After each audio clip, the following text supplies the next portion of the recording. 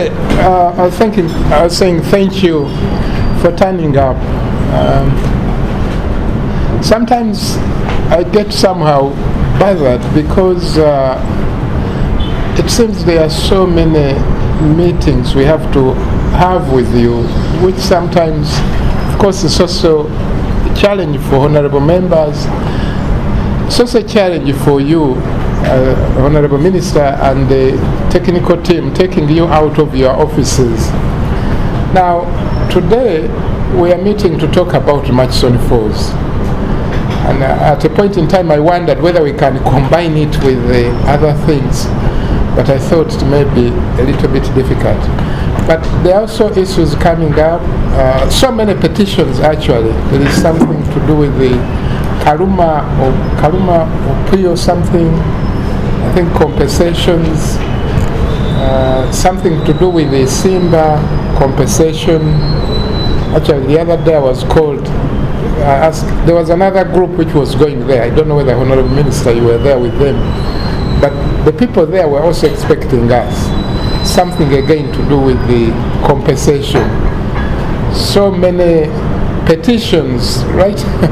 Right now we have over 10 petitions on mineral, but I think that is not it may not be the area for the technical team that are here. But I think you get a feel of what I'm talking about, that I'm finding it a little bit bothering that all the time we have to call you here. I don't know how best it can be managed. But anyway, that's the situation. Now, for today's meeting, of course you know that there is a very, very serious issue. I'm actually surprised that not many honorable members are here already, but I believe they are coming in. And of course even the press, I think they'll be coming in later. But as you know, there is a very serious issue which is about the proposal to build a dam. Now, we are being told it's not Murchison Falls, that it's on Uhuru Falls. But I think the coordinates that we had earlier were of Murchison Falls. We'll be happy to have the coordinates of the Uhuru Falls to see how different that is. Now, in relation to that, several questions were being asked to the Minister and the Commissioner last time round. I think the Minister, of course, having all the institutional memory, had thought that he can handle the thing. But I believe it proved much broader than what he could handle at that time. There were issues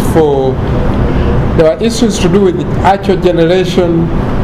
There were issues to do with the utilization of what we have now. There were issues to do with the tariffs, the costs. And I think that's that's why we agreed that we should have another meeting today to try to get those answers.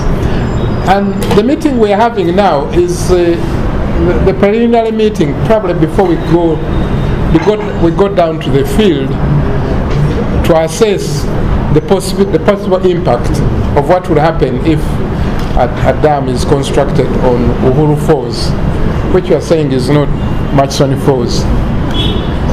So hopefully those who were not here at the last meeting, I'm hoping that you get a feel of why it's a much bigger meeting and why it's not just the Minister and the Commissioner who probably would have handled the matter. I think before I invite I don't know whether colleagues are, yes, Honorable. Something, Mr. Chairman, mine is quite different, not on Murchison Falls, but on energy. There was recently, I read an article last week where they say government is paying for dim energy, yes, for Aqua 2. And your side were trying to defend that no, there is no payments are being made because the dam is not commissioned. The owner said no, we are receiving. So I think you make The owners, they said, but we are receiving the payment. But for your side, you said, no, we will not receive, we have not paid anything because the dam is not commissioned. So we want to know the truth. Because we have information even from Ministry of Finance. But also on that one, Honorable Minister, you remember you had assured us when we were in the Prime Minister, with the Prime Minister, that you've already done the connection, the evacuation. The evacuation.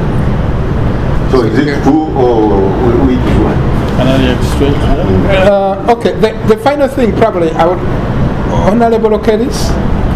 Mr. Chairman, I'm raising the point of procedure. Yes. I know that time we had a meeting with the Minister and the Commission. And I don't remember for myself.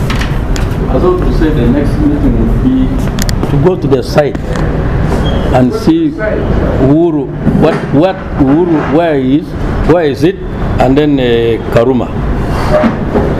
That's what I thought, because now we're again going back to a meeting. And then secondly, I think these people of the minister are not informed. I've just looked at number 2 on this response. What is happening with the wind energy pilot system? What they are quoting is not what is on the ground. No, I'm just raising because I'm feeling uncomfortable. I even want to go away. Because what I see here is just something which is not, those things they are about to 8 or 9 in Karamoja, they are not for communities. But when the minister gives a false information, I believe whatever we are discussing here is false. Really, I mean, this is what we should come and spend time. Okay, thanks, Honorable Okeris. That's what I started with. I was trying to explain why we are here and the context of this meeting. And what I mentioned is that after this meeting, then the next thing we'll be thinking about is going to the site. But from the previous meeting, I don't know whether you left, you may have left earlier, but there were a number of questions being asked to the minister which he was unable to respond to. And we agreed that we'll have a bigger meeting with his technical team, get those clarifications. And then after that, we can then think about going to the field. This is important. I think in research, this will be like the desk reviews. Getting the preliminary information. No, we're not wasting. We're not wasting time, Honorable Okeris. I think you can reach that conclusion depending on what they will be saying. If it's not in any way of value, then that's when you can reach that decision that we're just wasting time. Okay. Yeah. Going to report to this one.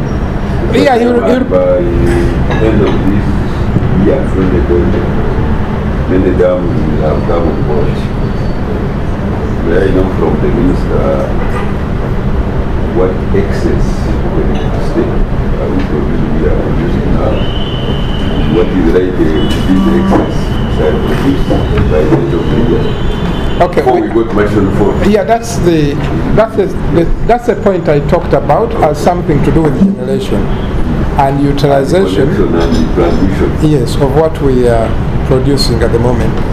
Now, I also need to mention, honorable members, that there may be a number of questions we may want them to answer, but I suspect that there is something they will always, where they will be saying we are doing the feasibility, we are going to do the feasibility study. For instance, the question of what happens if the feasibility study comes out that it's okay, we should proceed. I think that may be a difficult. Oh, we are doing the feasibility study at what cost? And what is the opportunity cost for that feasibility study? Yeah. So okay, so I think we have to be mindful of that there are questions probably where the answer may be hidden or may have the cover of that will be answered after the feasibility study. On that note, honorable members, thank you very much once again for coming in, and I'd like to invite our honorable minister to provide the responses, your initial remarks, and then your responses to the question that were asked last time, but also I'm sure you are aware there are more questions which are going to be asked now. Okay, thank you very much, Mr. Chairman and honorable members. We have written responses to the issues that were raised last time, which I will go through. But the issue of deemed energy for ASWA was raised in the preliminary response to check communication from the chair. Now, it is true. It is true that there is a power station which has been constructed on River Aswa, and it is in phases. One phase is completed, and when we met in the Prime Minister's office, by that time they had a problem during the commissioning phase, as I briefed the meeting. But now that problem has been rectified, and the best for us as a nation is to have a 132 kV line to the power station, because there is 43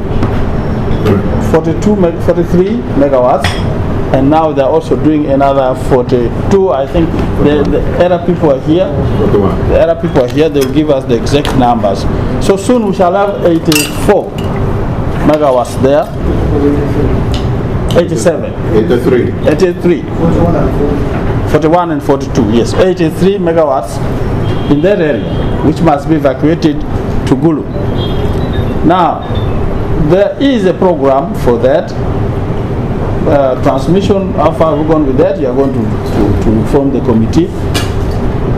But in the initial stage, as I reported in the Prime Minister's office, we have constructed a strong 33 kV line into Gulu. And as we speak, I will be corrected, they are dispatching already 6 megawatts, 14 megawatts to Gulu. Okay, so that's not enough. That's out of 40, out of 41. But the river 43. 42. Yeah. 42. But also the river, don't forget, the river is so seasonal. The demand, the deemed energy comes only when there is availability of water. And this is being managed. I will ask the CEO of transmission with their permission. And then the tariff, is it the pricing man of ERA to throw some lights on this, please. It's true. We were talking about but as I said, it depends. The depends on how much water it is and the monitor that water. Because if you're not producing the maximum water, so you know that it's paid on how much of the water you produce. If there's no water, you don't pay anything. So right now the river is going down very fast. The flow rates are going down by 3 cubic meters per second per day, going down, and goes almost To zero, yeah, that river. So, but the main solution is also the 150 kV. And of course, as you are aware, honorable members, there was a delay in acquiring that law. Finally, when it was got, now we've evaluated the bidders. Last week we completed the evaluation. We're now having contract committee approval and finally getting the financial obligation so that we can start negotiating with the contractors to start construction of the main line. But of course, that line now has to connect to the blue substation, which is also depending on the other line from Kole, Gulu, or Diarua. And that one also, the World Bank on Friday gave us an obligation to start negotiating with the contractors so that works can start. That is what, but we are paying in labor. You are paid. Yes, we are paying. on the capacity charge. That is the one. Yeah. It's a table pay. We agree. But Mr. Chairman, the PS rejected, these are papers I read that it was government papers. There are no payments. But he's saying there are payments now. It started in October. Payment started in October, but as he has explained, started last. Yes, but the way they manage it, as he has explained, you have to prove that you are capable of producing the power. Because if there's no water in the river, then you cannot be paid. But it is. But are we using? But they are paying for the. Yeah, we are using 15 megawatts of it. That's what we are paying for. No. They were paying for 42. Because it's table pay. This is the keyboard is at a plant. It's a table pay. So the minute it's there, when you don't dispatch it, we pay. Now I would like to make a small correction. Now with the completion of Oluyo, we are looking at whether the Gulu can be supplied from Oluyo in the meantime. Kole may be far, we are looking at this. So, Mr. Chairman, can I then now, that last time members in a meeting, as you have said, sir, members raised a number of issues for clarification. The first one was how many dams is the ministry planning to build, given that we have excess power? Mr. Chairman, honorable members, the NDP 2 and Vision 2040 require enormous investment in the energy sector as Uganda aspires to transform from a peasantry to an industrialized nation through accelerating access to clean, affordable, reliable energy sources to facilitate industrialization. The targets for my ministry are to increase power generation capacity from 825 megawatts in 2012 to 2,500 megawatts by 2020, and the expansion of the national electric power grid network, and as well, as we all know, availability of electricity is key in the development of our country. In that regard, considerable progress has been made in the area of increasing electricity generation capacity through construction of hydropower plants, both small and large, 9 bringing to total installed capacity to 1,254. I think this figure 9 is not supposed to be there. The electricity generation projects presently under construction will add approximately 681 megawatts to the current national installed capacity as by December, as shown in this table.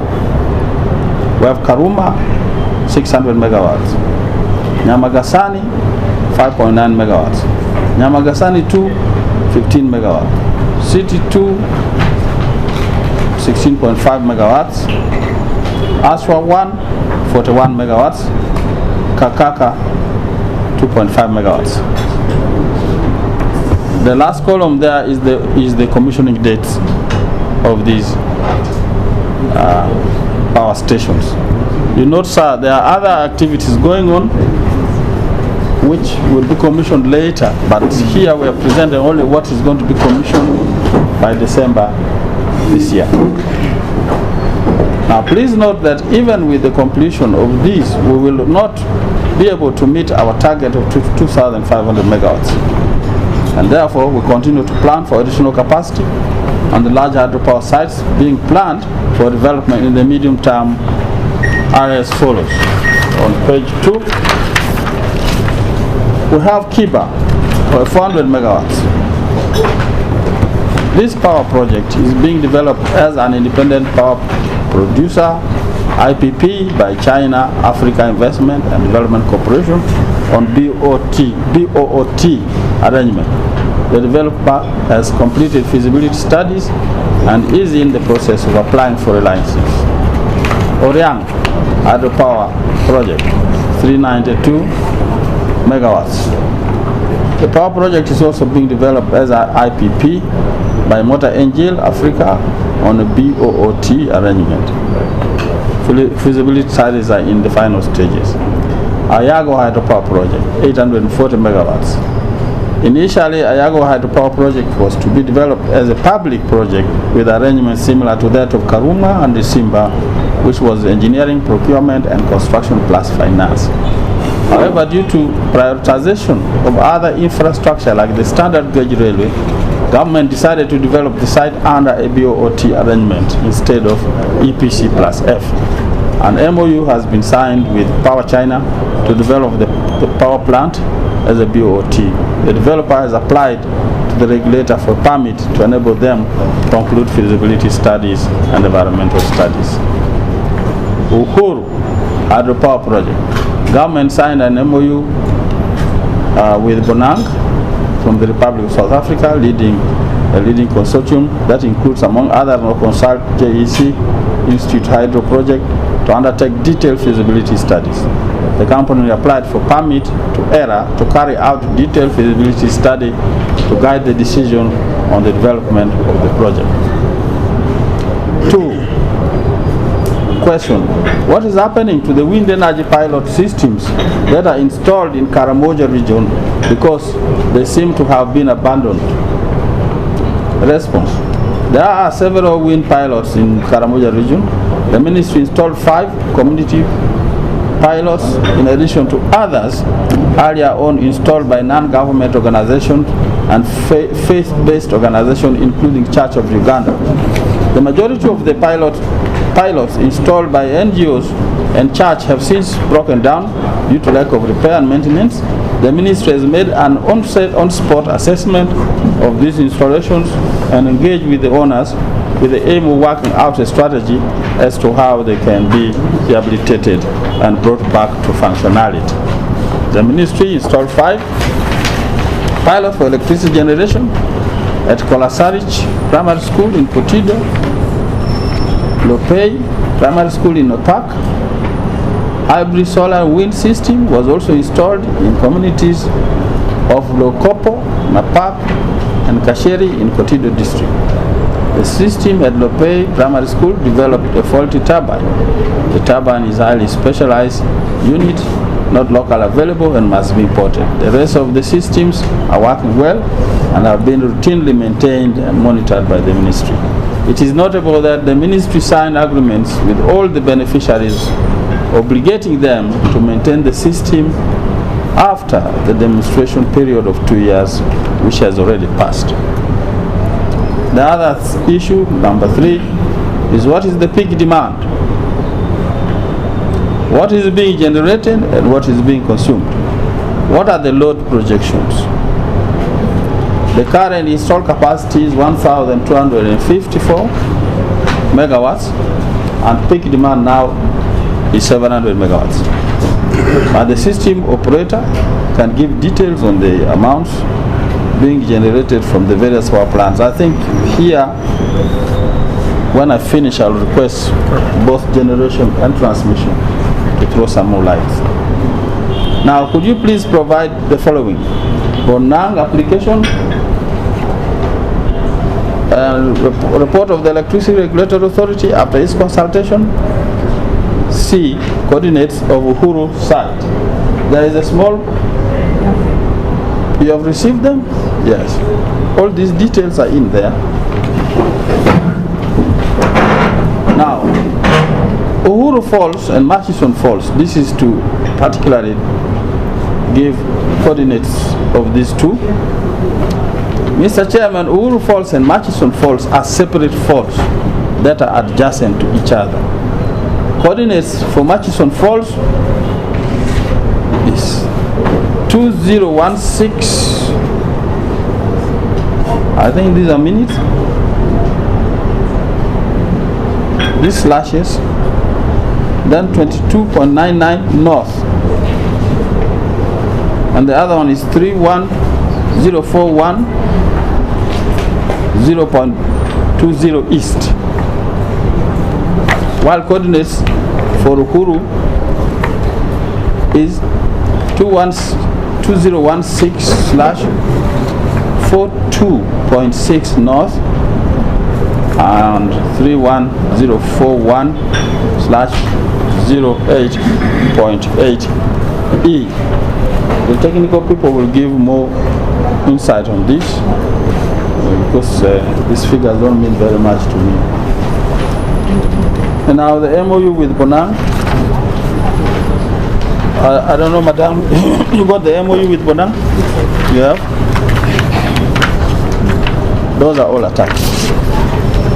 Now we go to number 5. What plans has the ministry put in place regarding conservation? The ministry develops and implements biodiversity management plans for monitoring of biodiversity in the project's areas in line with the National Biodiversity Strategy and Action Plan 2-2015 for Uganda. The ministry also carries out environment economic evaluation as part of the environmental and social impact studies for the projects to document the baseline conditions and value what will be affected by the project development implementation and establish biodiversity offsets for implementation by the Uganda Wildlife Authority in line with the National Environment Act of 2019. Multi-sectoral monitoring committees are in place to carry out compliance monitoring of the project activities to the country's laws and regulations. The ministry also has in place a unit that is responsible for environment conservation. Number 6, what will be the cost of the power after commissioning Karuma? This response is in that booklet. I think Ella will deal with that. It's in that booklet. It is there. Number 7, what has been the performance on the implementation of the connection policy? Now, this connection policy was effective November 2018. The political goal is to achieve 60% electrification rate by 2027. The objective is 300,000 annual connections. And the other one is to increase demand on the main grid by 500 megawatts. The responsibility of the consumer is wiring, application, and payment of 20,000 for inspection. This is for only single-phase consumers. Subsidy, this covers 100% of the cost of a no-pole and a one-pole connection. Progress to date, 252,500 connections have been made, and then there are 15,000 ready board. This ready board, Mr. Chairman, is for single rooms where the consumer doesn't have enough money to do the wiring. There is a board which has got a lamp holder, a socket, and a switch on it. Just plug it on the wall, and everything is there. So do we add the 2 to get what has been? No. No. So 15,000 is part of the connections. These are connections. Part of the 200. Is it? 15,000 is in 252,000. Yes, Okay. we're just making the records just as we need. Okay. Now this is the sources of external funding: Exim Bank of China, KfW, World Bank, African Development Bank. Funding requirement for financial year 2020-2021, $62 million to make 380,000 connections. Available funding is 30, financing gap is 31. ERA approved connection cost, no pole service $164, single phase connection $600. In Uganda shillings shown 600,000 and 2.2 million respectively. And the challenges, and I must say that we are addressing these challenges. The challenges, delays were experienced with the release of meters by Uganda National Bureau of Standards. Mr. Chairman, if I can explain, each and every meter coming into this country must first be verified. Its accuracy and operations must be checked by Uganda National Bureau of Standards to protect the consumer. Now, it takes some time for the UNBS to test 1 meter. So if we want 300,000 meters in a year, then UNBS must have capacity to test 300,000 meters in that year. So this has been a constraint. That's one. Inability by small SPs to pre-finance. These are like Pade, Electrification, Bundibujo, those small service providers. They don't have money to pay up front, then be reimbursed. Inadequate financing in the government of Uganda account to advance for connections. And then households failing inspection tests due to incomplete and substandard wiring carried out by uncertified wiremen. So those have been the challenges. But now we are scheduling a meeting with the UNBS and see if we can help them get more benches, test benches for these meters to speed up this operation. Now, the other issue is the issue number 2. I think this should have been Roman 2. Bridging the demand-supply balance gap through the accelerated rural electrification program. This is the famous one, Mr. Chairman. This is the famous sub-county project. The loan amount is $212 million by Exim Bank. Approval of Parliament in May 2018. The loan signature January 2019. Effectiveness of loan July 2019. Total accumulated disbursement, this is the money already paid to the contractor, is $42.5 million. Period of the project implementation is 3 years. Date of initial project closure is 2022. Now, progress to date, this is of interest to us. Construction commenced in 16 districts. The construction phase commenced in 2019, and the 16 districts are Kumi, Kapshorwa, Namatumba, Isingiro, Kasada. I think this is Chegegwa, Kibale, Omoro, Otuke, Mariokolo in Arua, Ajumani, Kiboga, Kagadi, Kanungu, Budibujo, Rakai. 18 subcontractors have been deployed. All the 40 subcontractors will have been deployed by December this year, because remember we recommended 40 subcontractors. Now this situation may have changed. They're here, they will give us more update. And then implementation plan, construction to have commenced in 71 districts by December this year. And then the other 30 or so districts will be done the following year. Now permit me, Chair, to ask a transmission followed by generation and REA to give some more information on the issues that are here. We'll start with the transmission. Yeah, I've seen for the calculation of the various plans and how much is each of them. But unfortunately, we don't have that information here. But we can provide a full tabulation of all the generation plants that we have on the system, their capacity, of the generation plants that we have on the system, their capacities, and the current dispatch of each of them. We can supply that before the end of today.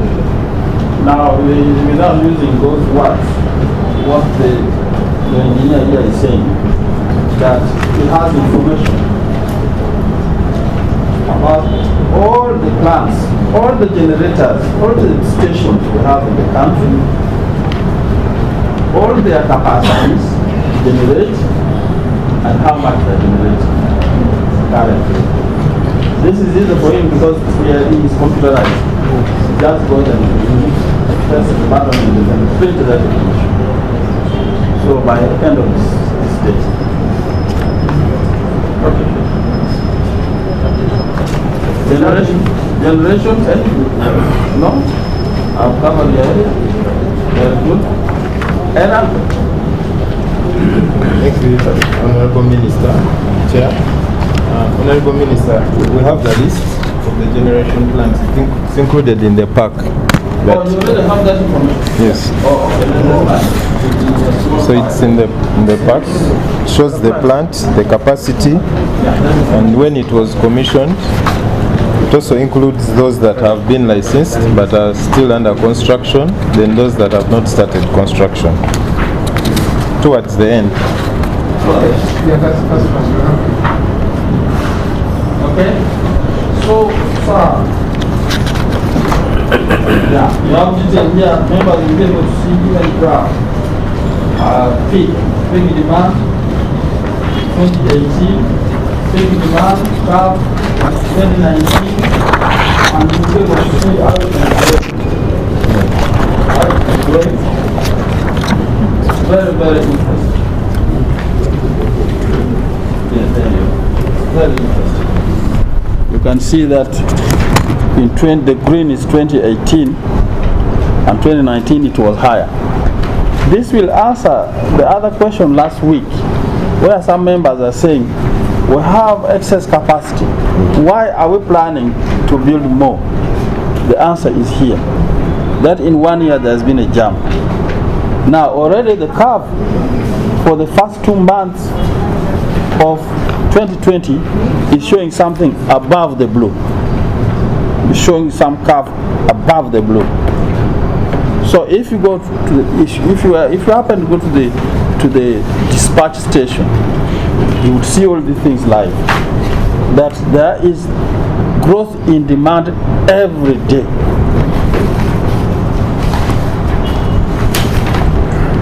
Okay, that's noted. Yes, Ada? Era. The application. Bonanza application. Oh, yeah, okay, continue. It is also there in We have another section that first- has representations, objections that were received from all the stakeholders, and summary of the representations and the recommendations that the stakeholders gave during the review process. Then the next section, it has the letters that also came from the different stakeholders, including Uganda Wildlife Authority, NEMA, the Bunyoro Kitara Kingdom. So all the representations are attached to this application. Then the next. Yeah, just tell us, in summary, tell us what they say. Those responses. What are you talking about? Do we proceed or pass it through? Honorable Chair, all of them were objections. And what were the grounds for the objection? Okay, the grounds, for example, if you look at the Uganda Wildlife Authority, their proposal is that instead of developing the plant at Uhuru, maybe we can go upstream and we consider another site. But they also, in their representations, indicated that they would have no objection in doing a study to inform a decision. They have no objection to the feasibility study. NEMA also raised objections, specifically in respect to the environment, and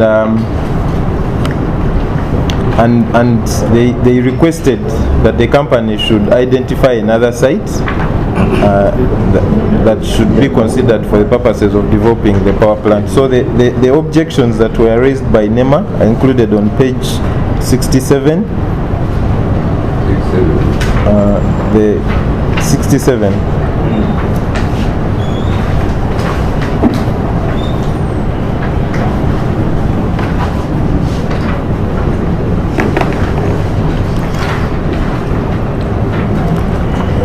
And then there was the Directorate of Water Resource Management,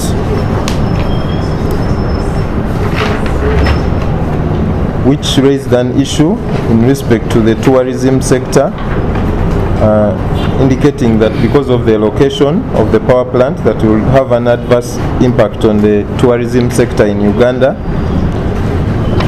They also rejected, and there was a Uganda Tourism Board that also raised an objection. Then there was Bunyoro Kitara Kingdom, which said that because of the cultural significance of the sites, that it should be preserved. So there, the objection is also documented. There was the Association of Uganda Tourism Tour Operators that also indicated the adverse impact that would have on the tourism sector and the revenue that comes from the visit of tourists to Makishon. Then the Uganda Conservation Society, we also received objection from AFIEGO, which is an NGO, African Institute for Energy Governance. So, Honorable Chair, we also received individual representations through emails and people that walked into office, but all the representations, even those that were captured in newspaper opinions that were written in the New Vision, are all included here, but they all spoke to objection to building the power plant. So all those are included, and the ones that the government institutions that specifically wrote letters, the letters have also been attached.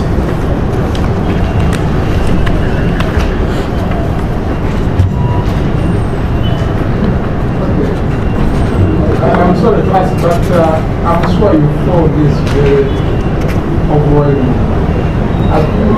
Compared to other applications you had before, I would have expected you to comment. Yes, thank you, Honorable Chair. We have not received this kind of representations for any project that we've done, so it was overwhelming, even on our side. But the obligation we have is to receive the representations and then process them and consider them in the decision-making process, which is what we did. How did this project come about? How did the idea emerge? Who initiated the minister?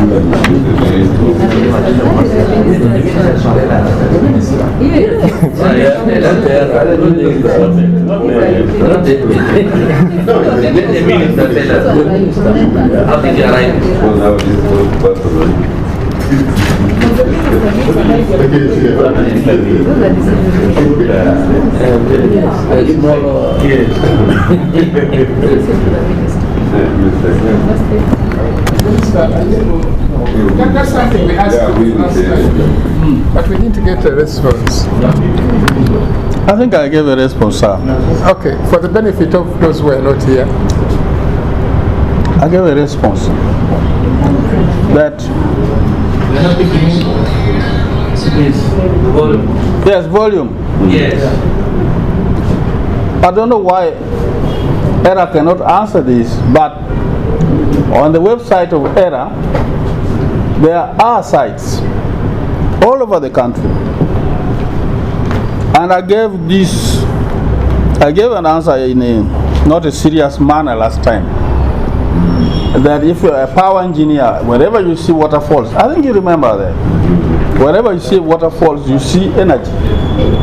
So government has a bank of possible sites for generation, and the list is on the website of ERA. Anybody who wants to have a generation project can go to the website of ERA and find the sites listed there. Even very small rivers, like Nyagak, for example, has 3 sites. Nyagak 1, Nyagak 2, Nyagak 3.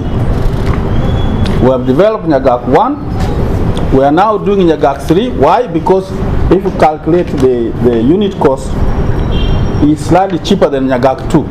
So in power systems, we develop the least cost, and so on and so forth. So all sides of the country are already on the website of ERA. I don't know, generation can add something? Wherever there's waterfalls, CP has got how many sites? If somebody can remind me. Like 2. CP in Kapchora has got 2 sites. Yeah. So we have all these sites.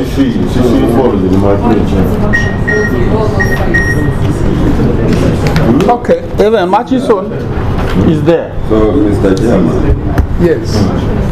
the presentation by Dr. Tekelko, I almost had the same feeling that the Machison Falls and the Hook Falls, they are almost in the same way. If you look at them, they are almost the same. And the stakeholders consulted. For me, I regard Uganda Wildlife Authority and the National Environment Authority as very key, because they are responsible government departments, responsible for environment, responsible for tourism. He was bombarding us with papers. He did not read it fully, but these 2 organizations rejected. Uganda National Environment Authority, Uganda Wildlife Authority. And the reasons are actually very clear. Now, given the fact that the minister told us that government has other bankable projects which are not going to be developed at the same time, why don't we start with those ones? And given the fact that now tourism is the leading export to this country, and this is the tourism, we are getting this revenue at the minimal cost compared to what we are going to put in the diamond zone. And then, lastly, why do we spend on feasibility studies when we have failed even to utilize the current power?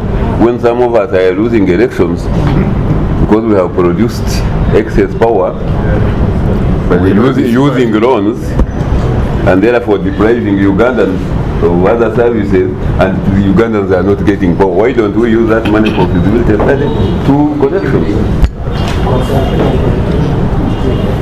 Yeah, this is what is presented. If you did not read it, you didn't want to read it. I don't know why, either you were influenced or what. It's just been saturated, so the excuse members, they've just seen it. Thank you very much, Mr. Chairman. Mr. Chairman and members, it is rather interesting that almost all the stakeholders are rejecting this project. But somebody, somewhere, is insisting that this project must go on. Mr. Chairman, given the information that we've received, we are representatives of the people. We cannot go against what people are saying. This committee must put its foot down to reject this project. Even the feasibility study, because the feasibility study is not for free. We are going to use a lot of money for the feasibility studies, which monies we don't even have. We are going to borrow the money, which means at any one time we have to pay back. So for me, members, I think we shouldn't waste any more time. I agree. The committee must pronounce itself. Yeah. We reject this project and condemn You condemn it. and condemn those people who are insisting on having this project. Now, let me- And commission of inquiry. Bakomererwe. For colleagues who were not here at the last meeting, what is clear is that the project has been rejected. It was also rejected in the cabinet. And then in the cabinet, after some further discussion, I think 2 meetings thereafter, they decided.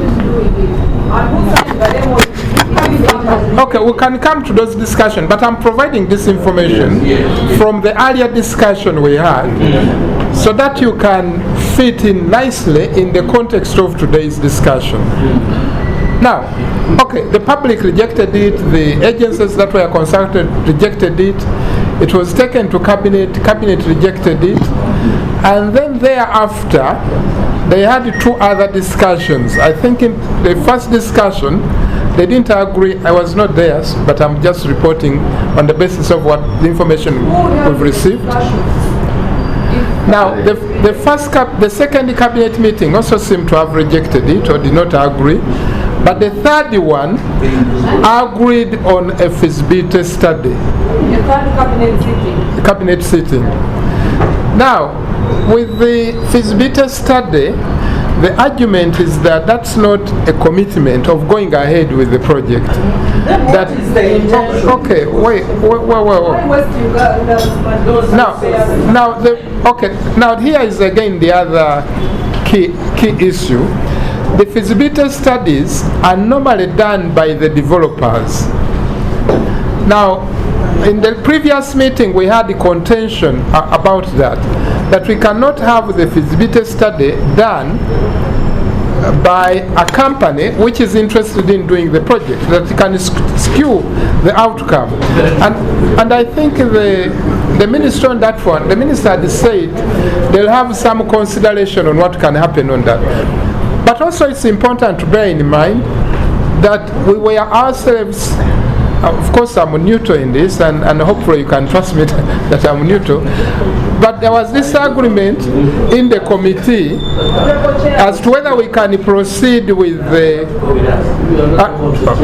okay, honorable members, some of you, or some of the members who were here last time, came out strongly saying that actually there is no problem with the feasibility study, that we can have members like Honorable Nsababuturo.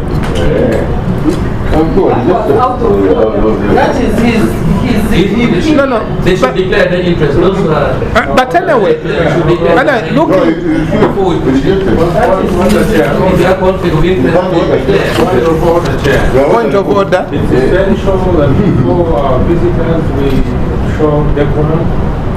It's essential that we show respect. when we're planning to demonstrate and talk about decorum, We conduct affairs of this committee in a manner that consolidates our integrity. It's totally out of order for members I'm Minister of when the chair moving is on and moving at the same time. just the chair. This is the problem we let's go. must deal with, and it's not good. Doesn't really do us any good as members of parliament. It's not, doesn't do us any good, because you can wait and then be given a chance to speak. But for these members to go back believing that we are unruly, uncivilized, is not something that edifies this house. So I think, Chair, you really need to assert yourself. And members should. What's the problem, my brother? Mr. Chairman, I think we are here as a committee. You will Yes, speak. Yes, you will. we have had objections from many people But the chair about is- this the project. chair is- You also have the the right first to the to last. reject it. It's unprecedented, really. Okay, now the reason... This is not really Parliament, acceptable. okay, okay, you are right, Honorable Nsababuturo. I think Parliament has had its misgivings about it. And Parliament has asked us as a specialized committee on these matters to look into this matter. So what we are doing now with the ministry is to look into, to receive information from them, and then on the basis of the information that they give us, we can make our decision and then report back. But I think it is only in order that we show a lot of decorum, that that we receive the information, and it's that information that is going to inform our decision. So what we... No, but we are still going through the presentation. Now, the ERA has presented. And I thought that also, because there were two parts. There was the part about the need for the project. Then there was another part about what we have at the moment and how that is being utilized. But what we have at the moment, I think that's the generation reports we've received, which they've kindly given. I think there was a point about the different projects and how they are moving, the connection. I don't know whether that is satisfactory, whether that is stimulating enough demand.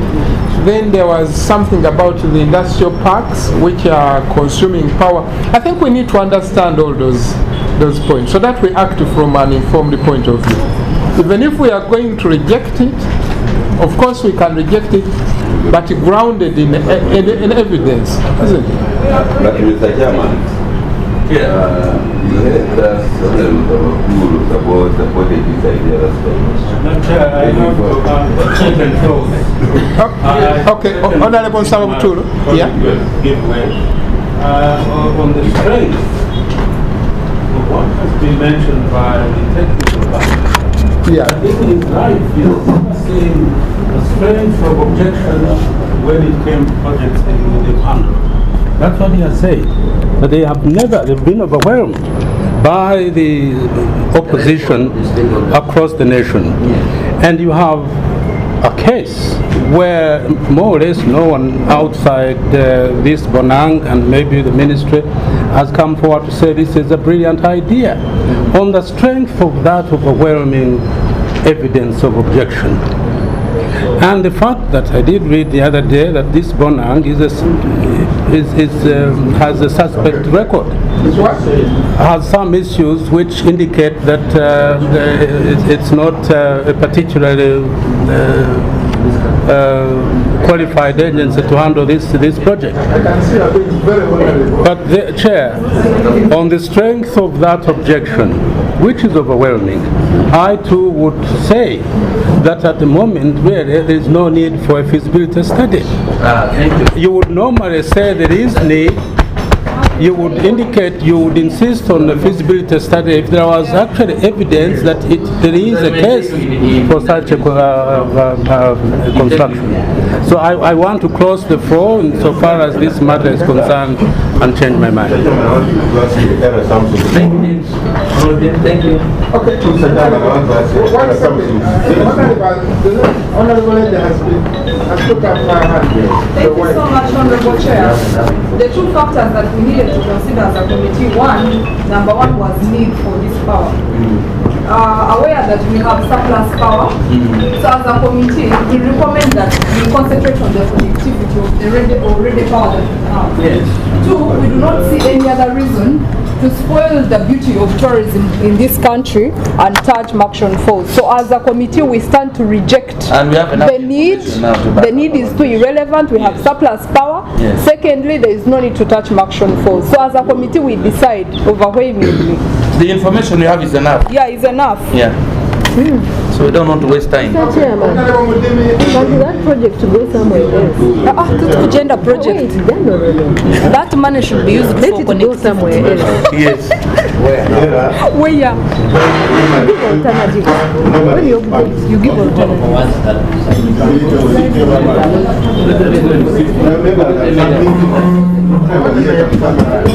Honorable members. Here are you each permits for various.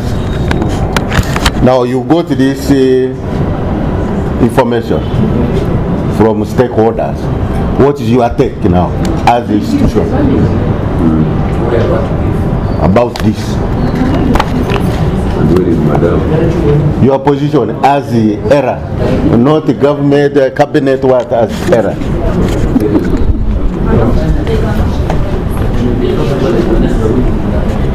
Are they making the question or the answer? That's a simple question. Mr. Chairman, What why did don't you you wait? say? Okay, thank you. But why don't you wait and we finish all the Thank you. questions and they answer at once? From the response, we actually in the meeting. We don't Nothing need can to just discuss and then resolve. Other than taking all the questions and then they provide generalized quick answers. Okay. Yes, sir. Thank you, Chair. Chair, I wanted to first give some information that under the Electricity Act, Section 29, anyone can apply to ERA for a permit to do feasibility study of any project in Uganda.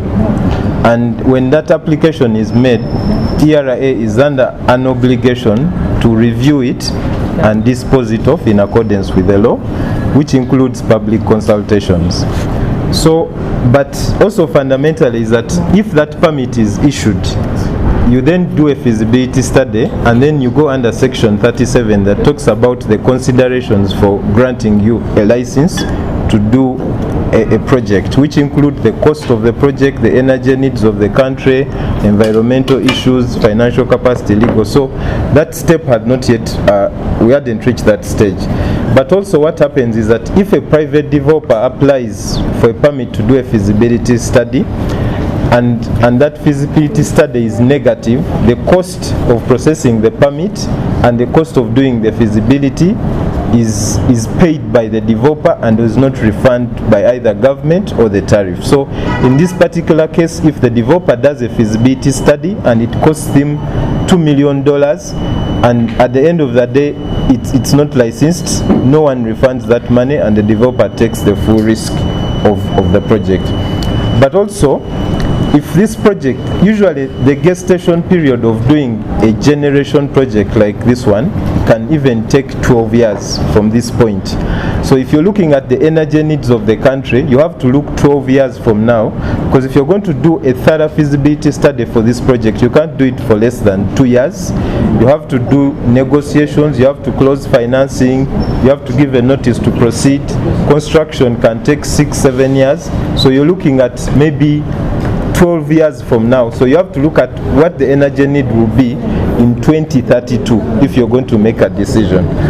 But the decision that was made by ERA, to specifically answer the question, is that the board made a decision to reject the permit, but and that decision was communicated, but there's nothing that stops the developer from reapplying again if the issues that led to the rejection have been addressed, and ERA is under obligation to receive that application if it is resubmitted.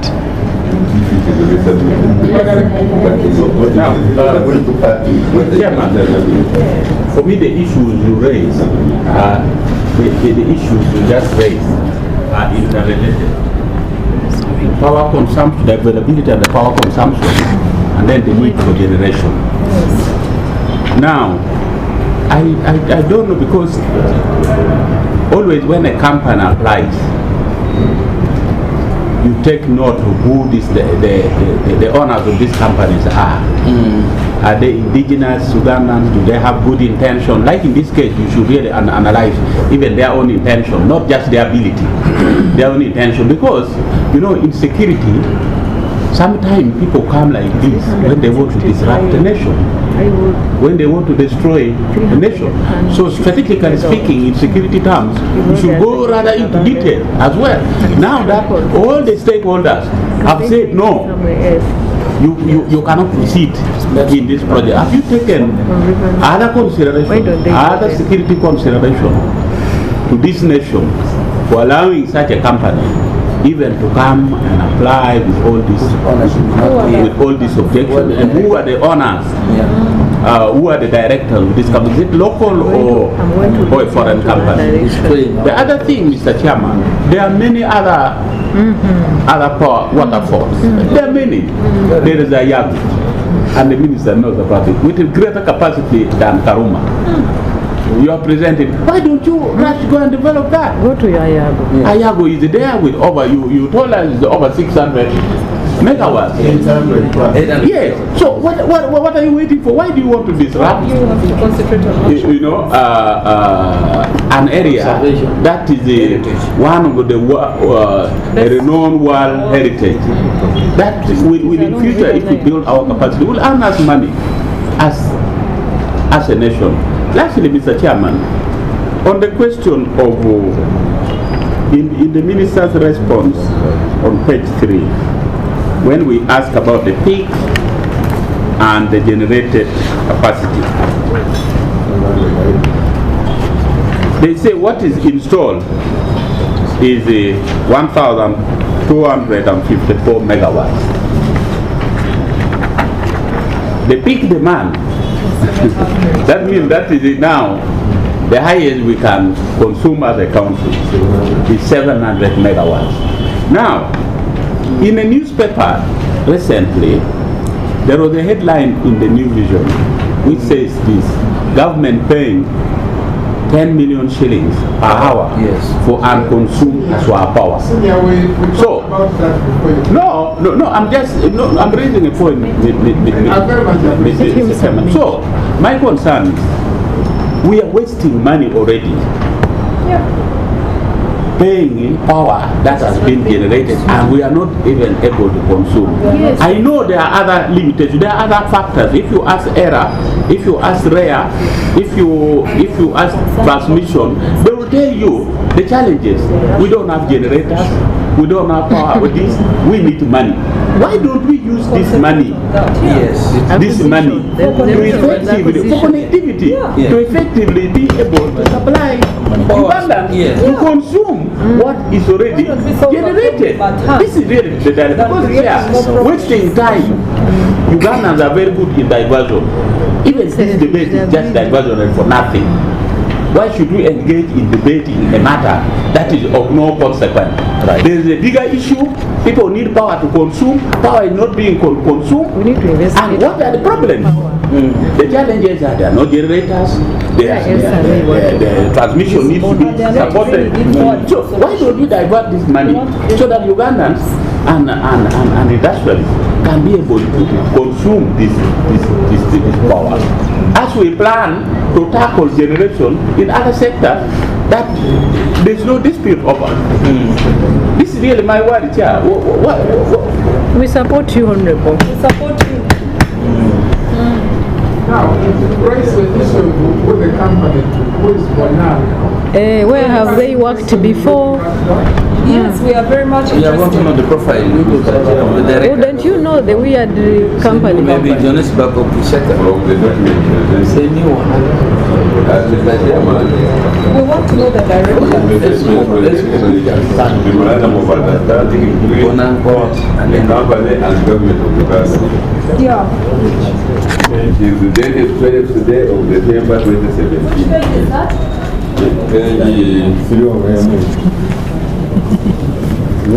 Maybe Mr. Okere are confused. Annex 2.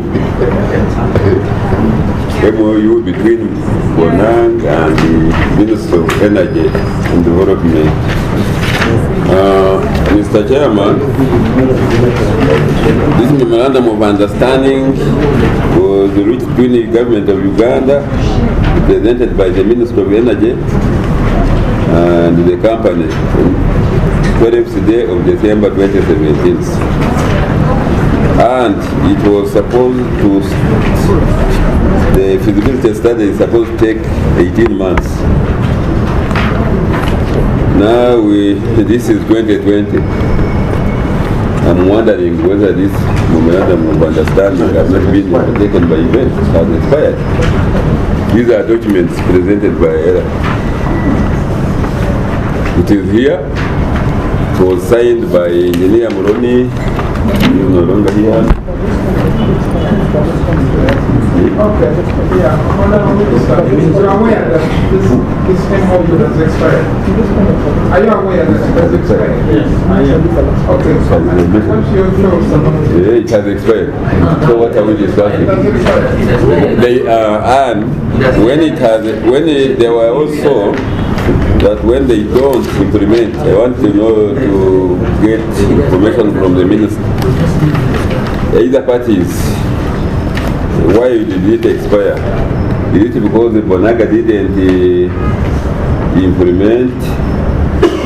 And if it didn't, and we supposed to recover damages from them? Because this was the memorandum of understanding, we were supposed to do it within 19 months, they didn't. They wasted our time. Or is it because government they failed somewhere on its obligations? Procedure, Chair, if it is true that it expired, we are being made to look fools discussing a matter that really is technically not in place. What are we here doing? That's really, Chair, we black people continue to stay laughing stock, really, because it's still a thing.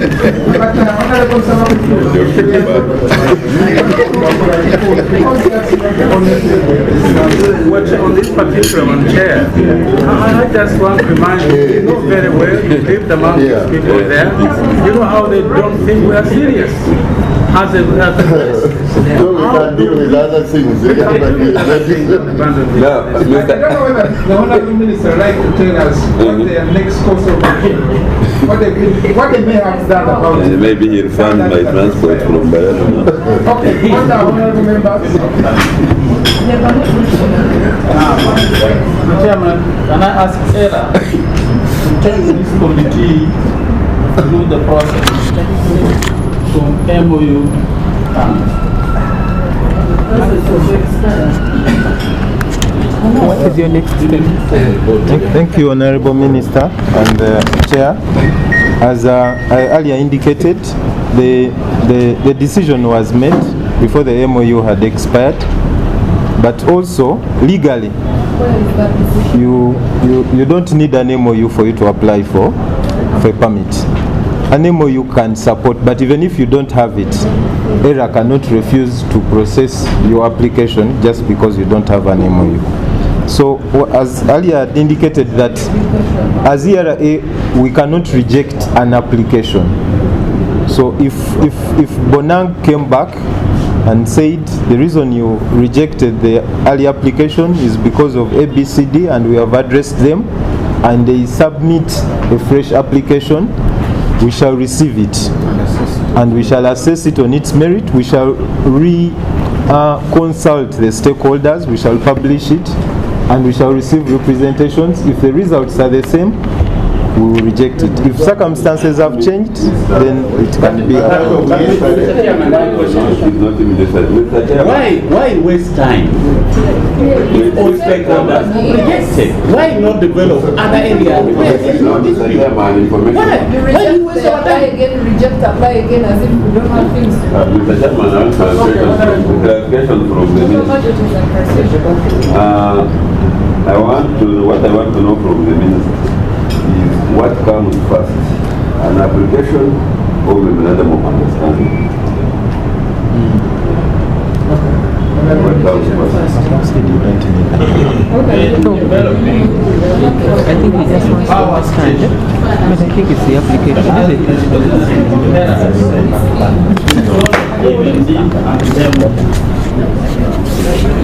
You start with the developer. if you want to develop a power station, an MOU is not a prerequisite. You can just apply to ERA for a permit to do a study. So I have application, but now if it is not a prerequisite, why is it here? It is there because Why did you enter into this memorandum of understanding if it is not a requirement? it is not a requirement by law. By law. Now where the ministry was working outside the law, was working. No. Waste is stationary. Why did you waste this session? I think the question is much I more. want you to clarify, and this is why I'm going to make a statement. I think I have to sympathize with the President Museveni. Yes. Because if his ministers had given him this information, the President wouldn't even insist on a feasibility study. I think there is a bigger problem than what we are seeing. Yes. Who advised that this MOU should be entered into if it was irrelevant, as the technical person is saying? Somebody somewhere advised as such that let us have an MOU, and it is on that strength that they illegally even went into implementing a non-existent project without a contract. Honorable Okero. Basing on the MOU, Mr. Chairman. Chair, I have two issues. One, I want to be assisted by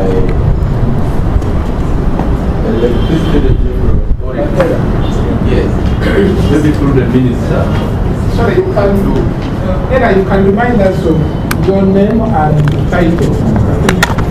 No, question must error. Yeah. The error. You may be in error.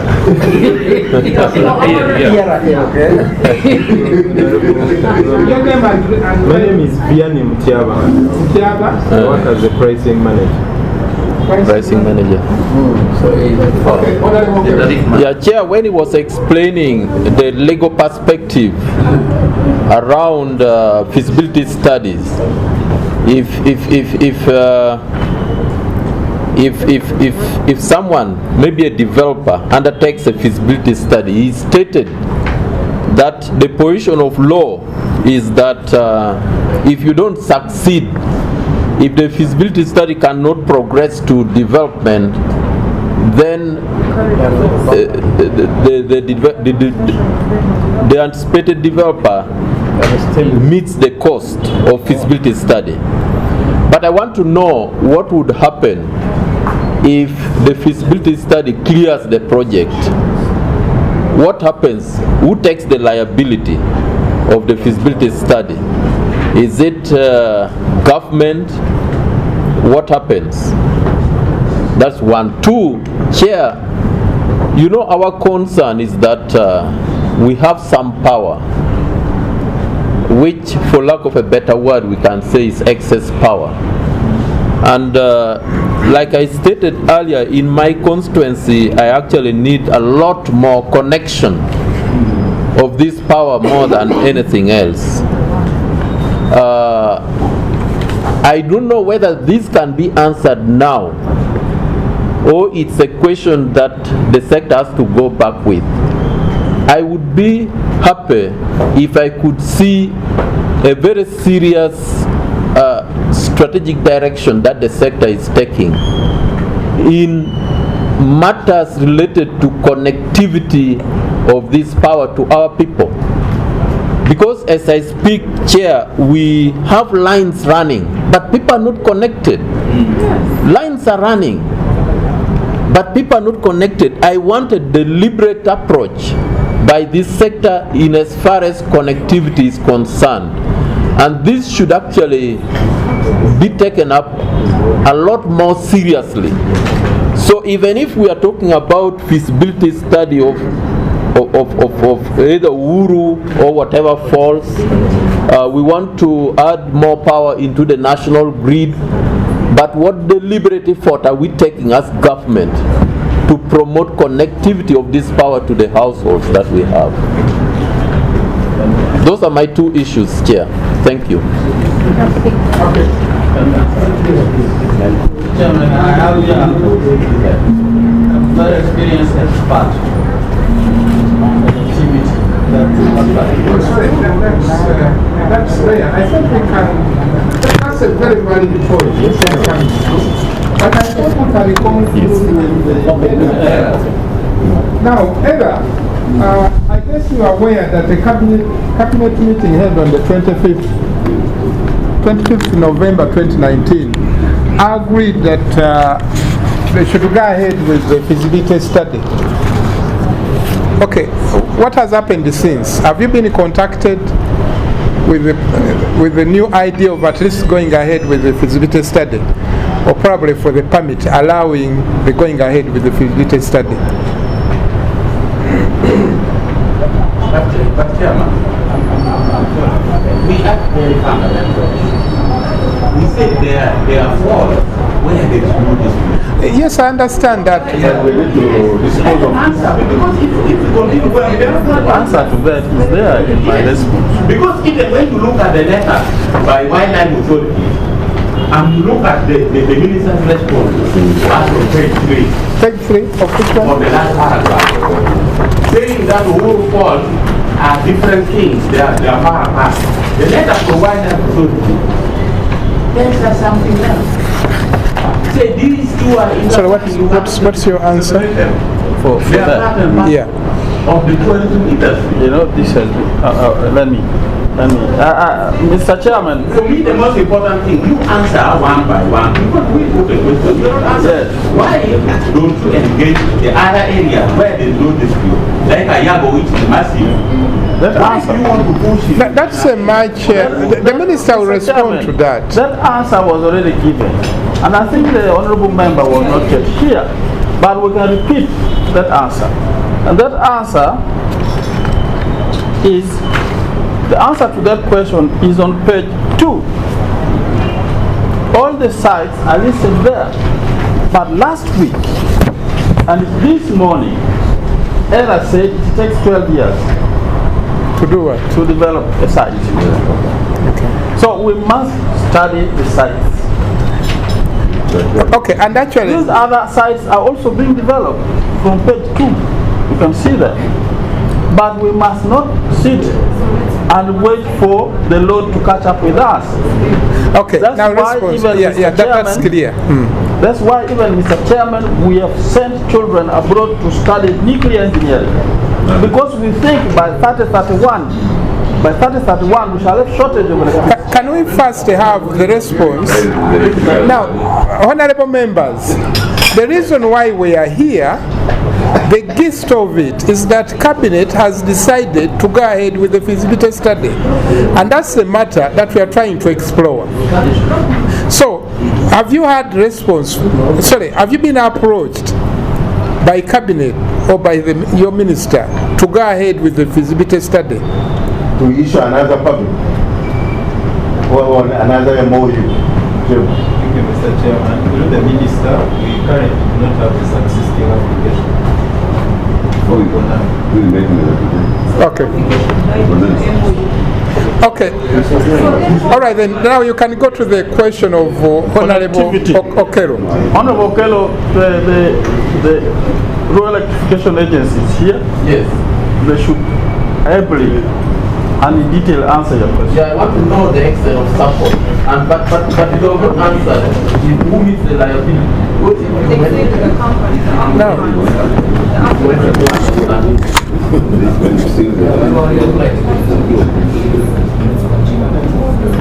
Yes. Yeah, you respond. Okay. Through the Honorable Minister, Mr. Chairman, what happens is that, you know, the good thing with doing a study is that the study will even look at the impact that the project has on tourism. So they'll probably say how many people have been visiting, what money are they spending, and what is the impact of this project if it's commissioned, the impact on GDP. So the good thing with doing a study, you do that economic analysis and then you make an informed decision. So what happens is that, no, we do not have a subsisting application. So what happens is that It's no application, it's nothing. we just respond to this question. Yeah, I want to respond to his question. So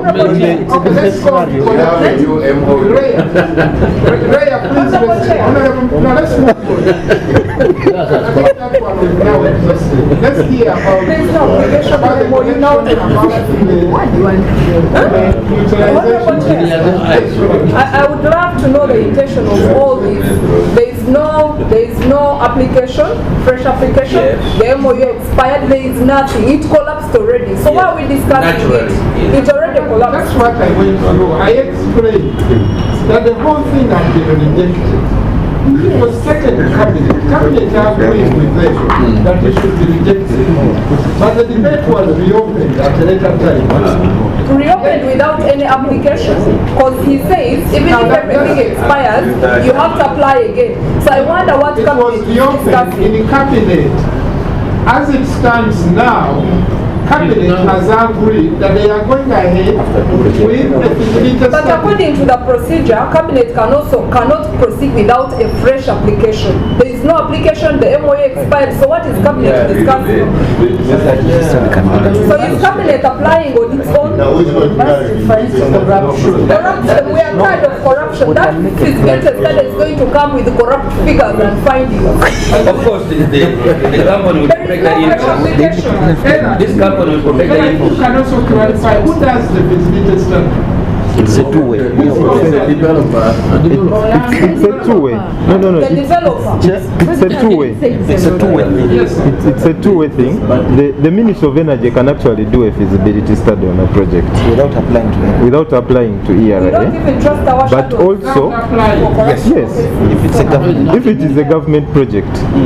But also, if the project is being developed by a private developer, they have to apply to ERA for a permit. And they pay fees for the permit. It is not free. And whatever the outcome is, the cost of the feasibility study is on the private developer. And even if the project is positive, it's not included. Now, honorable members, I request that we move on. Let's now have responses to Honorable Kero's questions. Procedure. Thank you, Mr. Chairman. You have been hinting for the cabinet rejecting the law That is the scent of corruption. The whole reason we have the minister for is to link parliament. to cabinet. Yes. And they have not committed anything, they are not saying anything. We procedure a right for the with the minister. Who cannot brief the committee. That's why the cabinet.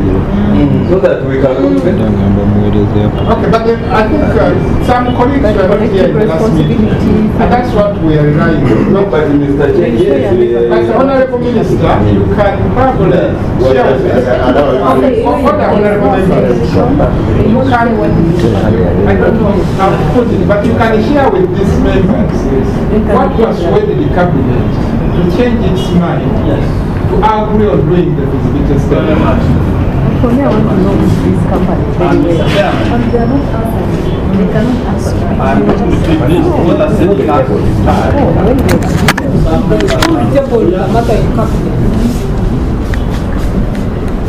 Please, just listen to me. As I've been listening. Mr. Chairman, as you have seen, this matter has been to cabinet 3 times. Matter has been to cabinet 3 times. The last decision why cabinet accepted a feasibility study is that as we sit here and debate, we don't know what's happening to that geology. Because last week I said before 1962 Uhuru did not exist. Uhuru emerged from Murchison. So what's happening to the geology? You can't answer that question because you don't know what's happening to the geology. You don't know if even Murchison will survive.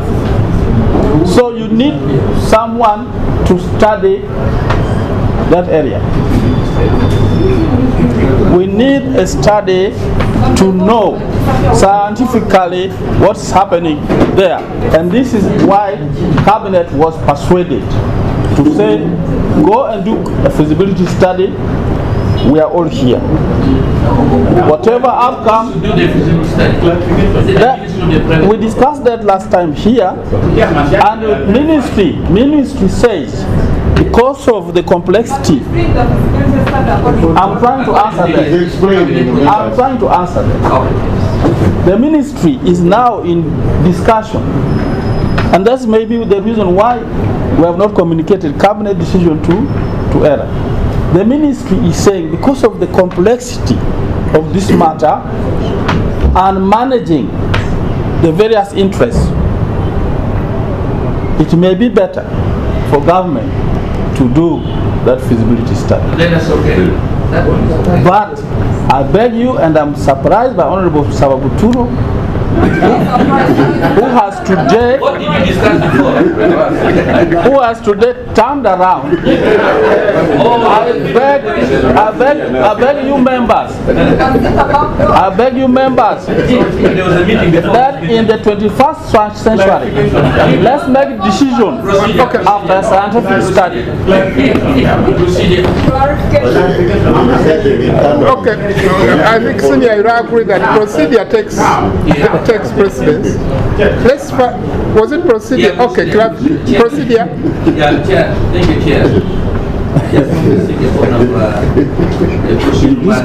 At night? procedural right for the Honourable Minister to declare what he discussed with the Honourable No, I mentioned, I explained that. We suppose that there was a meeting that took place outside this place. That was in the context of this meeting last week. But yeah, this one. No, okay, clarification from Honorable Kumu. Yes, sir. After getting more information. I am thinking from the minister. And I think the matter of the right honourable Sababuturo should be seen in the national interest. It's a national issue. So you cannot say yesterday he said this. I am thinking that the matter was sent to cabinet. It was rejected. It was sent again. It was rejected. And he was saying again for the third time, who was sending this matter to cabinet constantly? And when we are getting this question, yes, go table it. Yes. You want to come in? Now, but you come in next, Honorable. Let the minister explain who was taking this thing over and over. Let me explain. Is it the same thing, Honorable? It is related. Okay, madam. Mr. Chairman, from the explanation we had and the question raised that there is executed, it seems the matter is beyond the minister. It is, of course. Now, if it is beyond the minister, what next? Because we need to wind up the meeting. Very true. The information we have is Mr. enough. Chairman, we've been informed that there are suitable sites, more suitable than Condition 4, yes. along the river Nile. And they have been identified and mentioned and the capacity. Yes. Then we have looked at the memorandum of understanding and the applications that are expired. Then the minister keeps saying, really, it comes back, it goes back, it comes back. And we are asking, who is that bringing back? And of course, it is not this minister, I'm very sure. So should we keep in a meeting Well, where we are not in control. where we are not getting what we want? Yes. Now, okay, first of all, let's hear if the minister is in position to say who is it that was bringing it over. Yes, please. Now, honorable members, cabinet can consider a cabinet paper. Okay. And could you tell us the directors of this company? That's the next question I thought we'll consider quickly. And have they done it? Disrupting. The honorable member has just finished making our contribution, and before the minister is responding, she's up again. It is the same. This is wrong. You are also the secretary that the overwhelming evidence now from some chair is extension of this matter. I was wanting to that They were intimidating me also. Even the overwhelming evidence from this committee, this matter of Martin Falls, so there's no other things. No, they agree with you. Okay, let's first hear from the minister. Now, He was explaining. He has rejected the project on He was explaining who was bringing it over and over again, Now- which is a critical issue in this. Yes, sir.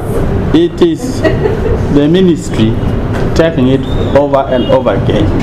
It's very, very normal for you to take paper to cabinet, then they say come back next week with the following information. You take it back, then they say come back. Even this committee does that.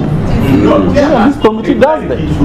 So I don't see any problem. The cabinet reject twice. Because you say, where a cabinet differs and say, please go back and correct. That is not the rule. But in your statement, you say cabinet rejected it twice. That's why we think. And then the ministry went again and again. And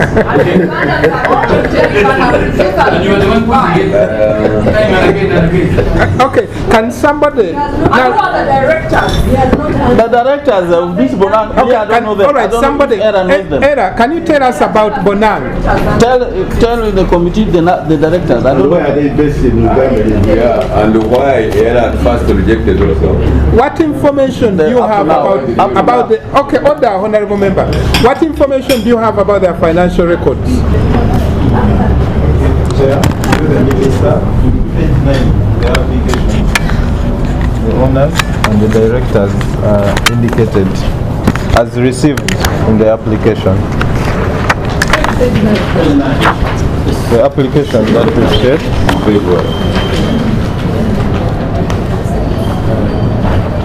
These directors that have been paid.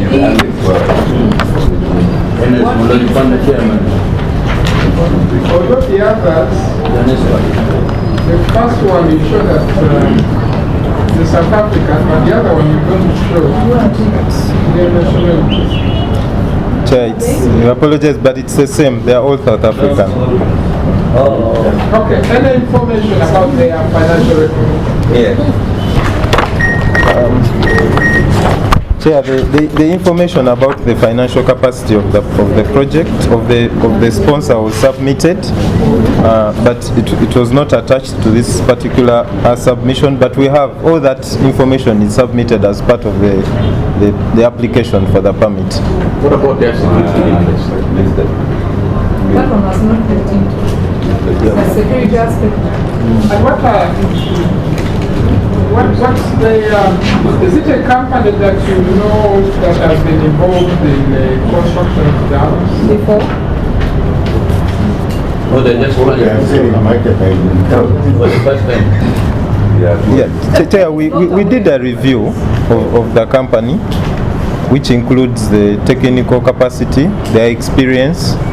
We do a legal review, which includes who the directors are, where are the shareholders, whether the company is legally incorporated in Uganda. We get the forms from the URSB. We do the financial review, which include the financial capacity of the developer to raise the money. First of all, to do the feasibility study. But if the feasibility study is positive, then also the financial capacity of the developer to mobilize the equity required to put into the project. So all that review was done. You have reports on that? Yes, and we have reports on that. Can you kindly share that company that was by close of business? And Mr. Chairman. But still he hasn't answered the question yet. Okay, so what did the review tell you about their track record around construction of dams? Chair, the way we look at it is that they have not done many big projects. What were your findings? You see, Chair, the way it works is that the sponsor can be different from the EPC contractor. So I can have money and get a good EPC contractor who has done hydropower plants, and I enter into an EPC contract to do so. The sponsor doesn't necessarily have to have done a project, but can have a good EPC contractor. Then why did they fail on the first MOU? On the first MOU. Why did they fail to mobilize all that for the 2 years and the MOU expired? Because you are getting the second application. The government assigned the MOU 2017, they did not implement, and it expired. Because Mr. Chairman, what you are asking, that should be they were able to mobilize the fund, they are expertise, why did they perform?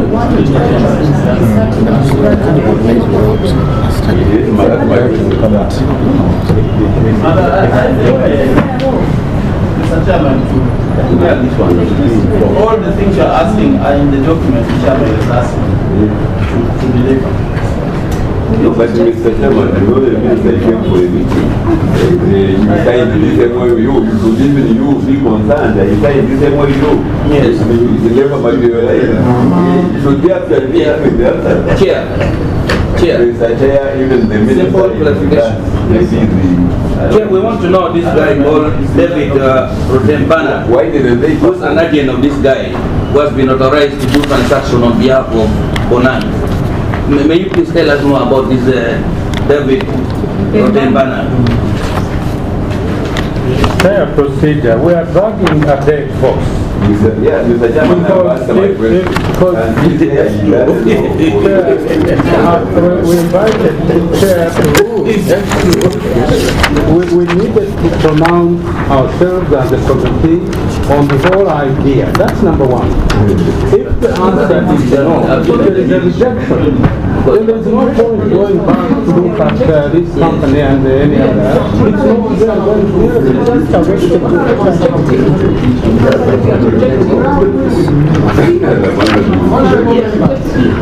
I'm sorry, you can't just say no. If you are saying no, you have to support your argument when you are saying no. Oh, Chair, we've been and that is the information We've been doing that in our submission. They never back up our report. Yeah. That one is agree. No, let him tell us about this David Rotembana. Who's that David Rotembana? Because some of these guys will be the... I wanted to know from why they Yes. We waited for 2 years. Government waited for 2 years, it expired. Now we are saying they have the capacity. Where was that capacity? You answer the question. You can say they have the capacity. I doubt their capacity because they failed on the first feasibility study. No, okay, let's try to conclude. But you cannot answer it. Let him tell us that he has no answer to that question. For the purpose of the referendum. What's your answer to that question? Why did you do anything against the Okay, thank you, Mr. Chairman, and through the Minister, is that under the law, if someone... Are you a lawyer? No, so much with the law. We have to make sure that we follow processes. ERA has to dispose of an application within 6 months, under all circumstances. So, this application was disposed of within the statutory requirement, and as we earlier indicated, you may or you may not have an MOU.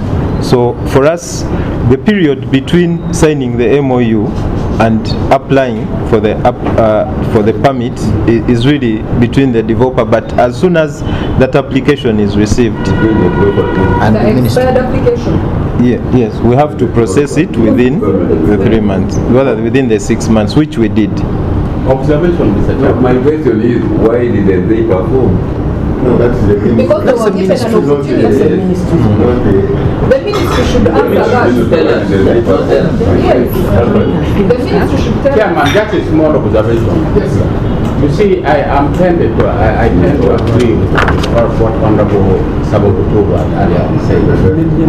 That we may actually be flogging the wrong people. You know, this is a committee of parliament. When we are inviting heads of entities, they should really be represented. I do not know whether ERA today is adequately represented in this meeting. You see, that's where our challenge is. So maybe we may know whether ERA is adequately represented now, that they can answer authoritatively all the issues we are raising and they will stand by it. Or they are just there as observer posts to report back to the bosses who have remained in the offices. Because if not here, I think we may be just harassing these young people. Really, for them, they are Ugandans, they are doing their job diligently and all this, but they don't know the policy behind what they are doing. Yes.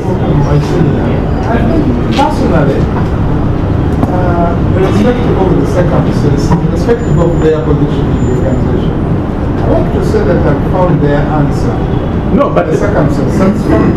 No, but yeah, you see, before a committee like this, you see, ERA is almost semi-autonomous. That's why even the minister cannot answer authoritatively on behalf of ERA. And he has frequently said, I think ERA can answer this can answer this. But now, if we are dealing with junior officers from ERA, no, I say junior officers because in the hierarchy of the ranking, if the chief executive is not there, the deputy should be here.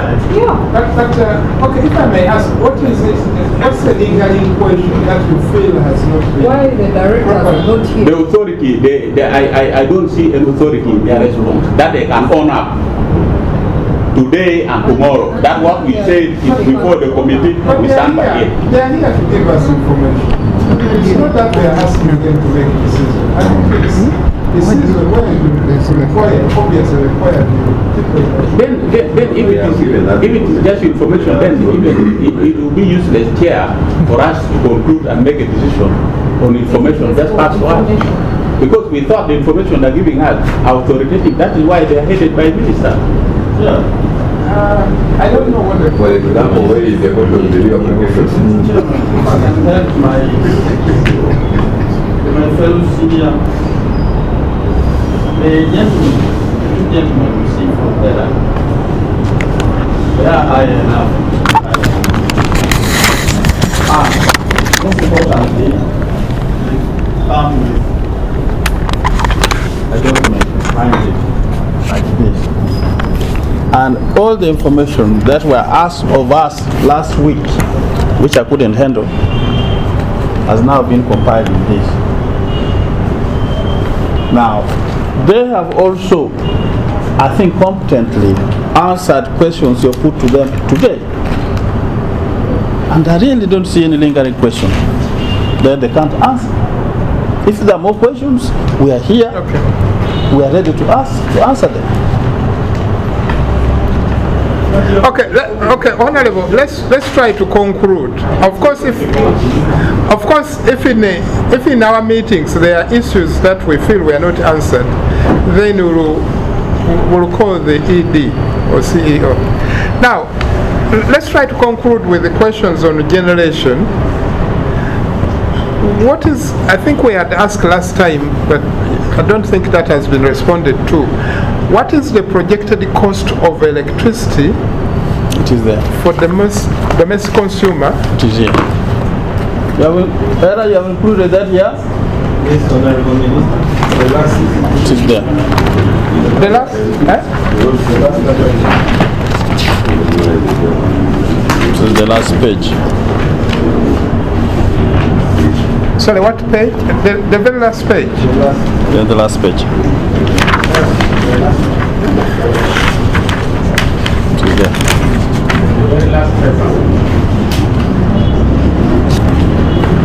So it will come down by 100, roughly 100 shillings. Okay, that's very helpful. Now, so is there, should we take it that construction of more dams will generally bring the tariffs down? if they are public. Mr. Chairman, the reason why government decided to do Simba and Karuma as public projects is to buy down tariff. If we have more dams which are public, then obviously the prices will come down. But if they are private, then the prices may remain high. Now, what type of dams are we going to have? Are we planning to have?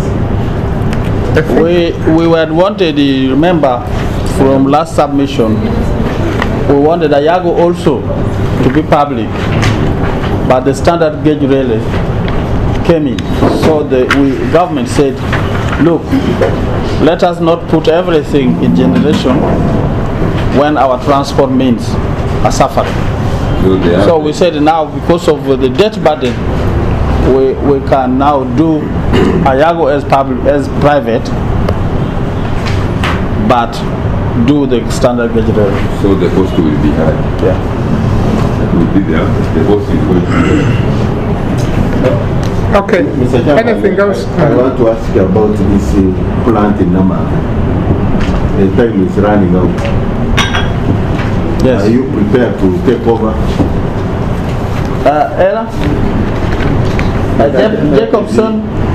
Generation, that's generation. Yeah, no, but Ella controls everything. Thank you, Honorable Minister. What's happening is that there are transitional activities that are already kicked off. Government is supposed to undertake a due diligence, legal, technical, financial, which we have already commenced. So by the time the contract expires in August 2020, BGCL, which was officially nominated by the Ministry of Energy as the agent to take over, is ready to take over the power plant in August 2020. The Auditor General is also supporting us undertaking this due diligence. So everything is on track.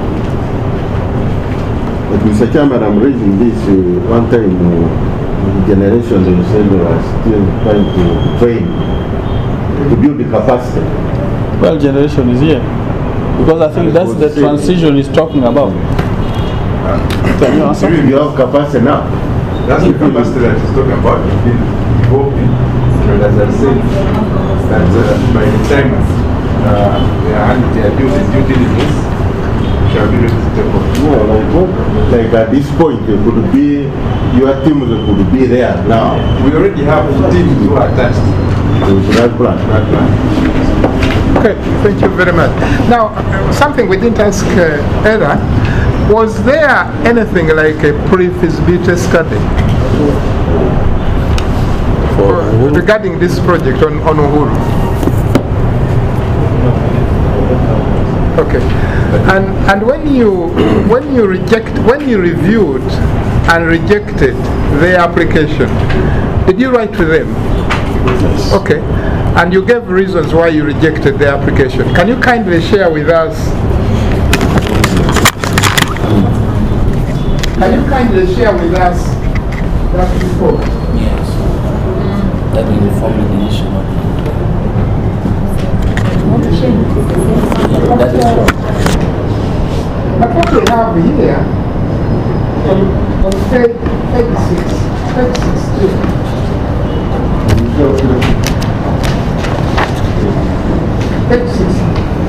page 16 on my document, I don't know whether it's 16.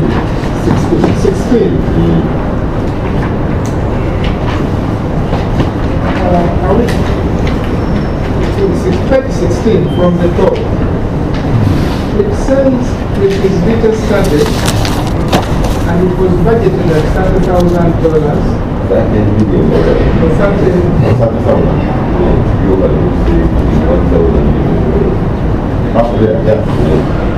To be paid before money starts down the $30 million. $30 million. So you say half. Oh, yeah.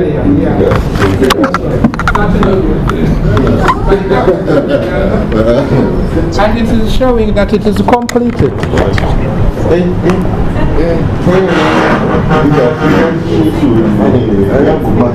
But I understand that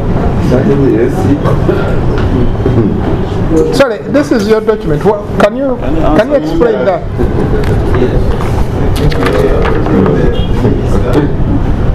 Because here it says that the financing source is government of Uganda. So at least at this point we are not aware that government of Uganda has put this kind of money into the project. That's 100 plus million. No, 100. Yeah. $10 billion.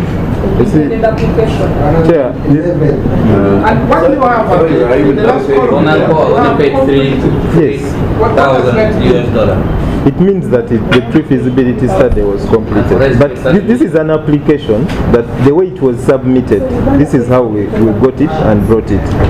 So we are not the ones who filled these figures in. It was brought by the developer and submitted as an application. So you have to work out your But Mr. Chairman, I know you say That the developer is supposed to meet this. Yes. And this is the developer now. Yes. So Uganda is the Because if you are duped by the developer. No. So this Bonanza So Bonanza is by the government of Uganda. This is so No, it's a unfortunate. problem. Mr. Chairman, Let's hear from the minister. Yes. Chairman, I have no answer to this. Why? What's your surprise? Now,